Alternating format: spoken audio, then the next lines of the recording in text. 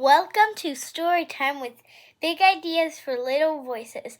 Today's story is Stand Tall, Molly Lou Melon, written by Patty Lovell, illustrated by David Catrow.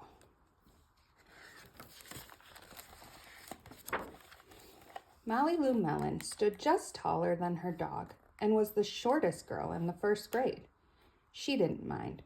Her grandma had told her, "Walk as proudly as you can, and the world will look up to you." So she did. Look at her. Molly Lou Melon had buck teeth that stuck out so far she could stack pennies on them.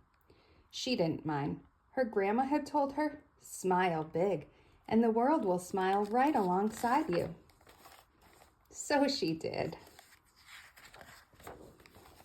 Molly Lou Melon had a voice that sounded like a bullfrog being squeezed by a boa constrictor. She didn't mind. Her grandma had told her, "Sing out clear and strong, and the world will cry tears of joy." So she did. Molly Lou Melon was often fumble-fingered. She didn't mind. Her grandma had told her, "Believe in yourself, and the world will believe in you too."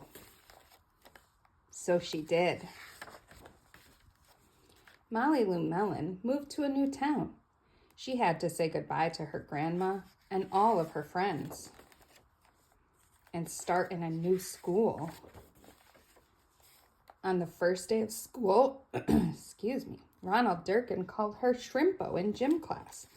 When the game started, Molly Lou Melon caught the football, ran under the legs of Ronald Durkin, and scored a touchdown. All the children thought, "Wow, she's good." And Ronald Durkin felt very foolish. On the second day of school, Ronald Durkin called her Bucky Tooth Beaver. Molly Lou Melon took out her pennies, stacked 10 high on her teeth, and smiled as big as day.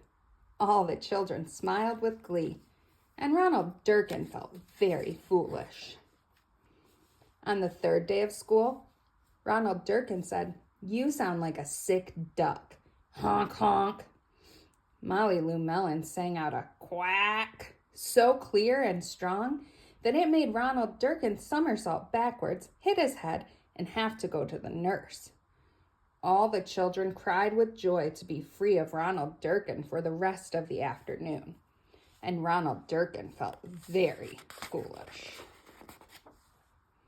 On the fourth day of school, Ronald Durkin said that she'd made the snowflake all wrong, but Molly Lou Melon opened up the paper and revealed the most beautiful snowflake of all. All the children oohed and ahed, even Ronald. On the fifth day of school, Ronald Durkin brought Molly Lou Melon a stacking penny for her tooth and smiled at her. That night, Molly Lou Melon took out a pencil and paper and wrote to her grandma, "Dear Grandma, I wanted to tell you that everything you told me was exactly right. Love, Molly Lou Melon." The end. Thank you for listening. Please like and subscribe. Comment for other books you want us to read.